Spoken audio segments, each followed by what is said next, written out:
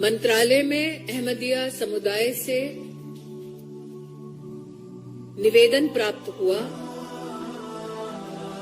कि उन्हें एक राज्य के वक्फ बोर्ड ने काफिर घोषित कर दिया है। मैं अल्पसंख्यक मंत्री के नाते ये स्पष्ट कर देना चाहती हूं, देश का कोई भी कानून वक्फ बोर्ड को ये इजाजत नहीं देता कि वो किसी को अपने धर्म से विहीन करे। इस संबंध में ये भी स्पष्ट करना चाहती हूं, मेरे पास जो जानकारी आई है उसमें ये ज्ञात हुआ है कि किसी एक नॉन स्टेट एक्टर